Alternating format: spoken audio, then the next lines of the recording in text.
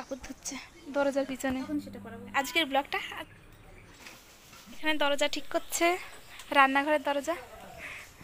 বাবা সকালবেলা থেকে লেগেছে দরজার পিছনে, আর মা এখানে মনির কাপড় ধুচ্ছে। বাইরে এতটা রোদ্দুর, আর মা এই রোদ্দুরের মধ্যে ঘর লেপছে, রান্নাঘর।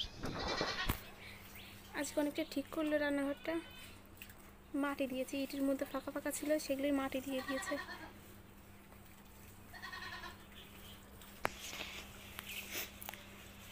দেখে অনেকটা এরকম লাগছে দেখতে, আর লেপা হয়ে গেলে আরও সুন্দর লাগবে, ভিতরটা অন্ধকার তো। তোমরা তো দেখতেই পাচ্ছ এখানে মা রান্নাঘর ঠিক হচ্ছে, মানে শুধু ইট তো, এখানে ইট পাতানো ছিল দেখতেই পাচ্ছ, ইটের মধ্যে বালি দিয়ে আটকে দিচ্ছে। আর এখানে আমি জল নিয়ে যাচ্ছি বালতিতে করে, মা বললো একটু জল লাগবে, তো আমি অর্ধেকটা বালতি জল নিয়ে যাচ্ছি, কারণ মার কাজে আসবে। তো আবারও নিতে এসেছিলাম, অবশ্যই অর্ধেকটা বালতিতে হয়নি কিন্তু। তো চলো তোমরা দেখতে থাকো ব্লগটা, আশা করি ভালো লাগবে তোমাদের। গম ভাঙাতে দেবে আজকে।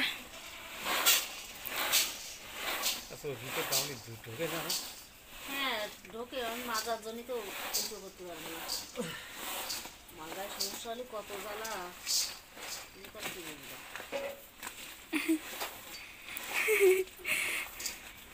সে তোমার ছেলের মতো বলো।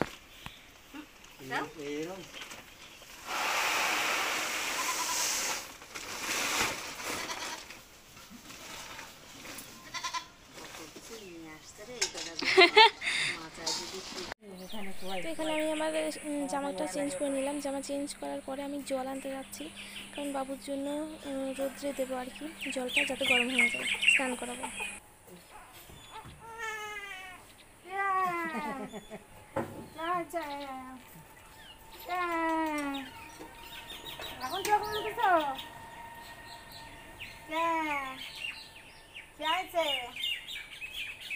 কাজল পড়া বউ কই অনি?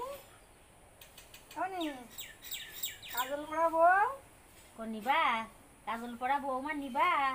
বলো আমার কাজল লতা ওই পাড়া আছে, কাজল লতা ওই পাড়া, তুমি নিবা? বৌমা নিবা? বৌমা কও। সেই জন্য তো খাচ্ছি কাজল পড়া বৌমা কই। উপরে দিয়ে দিই। তো এখানে কিছু কেতা কাপড় নিয়ে যাচ্ছি আমি মাকে দেওয়ার জন্য, আর কি নিয়ে এসেছিলাম। তো মা বললো এগুলো ধোয়া আছে তুমি নিয়ে যাও। আর আমি দেখছি এই যে কাপড়গুলো আছে মেলা, তো এগুলো শুকিয়ে গেছে কিনা। তো দেখলাম এখানে শুকায়নি, তারপরে এগুলো আবার দিতে আসলাম মার।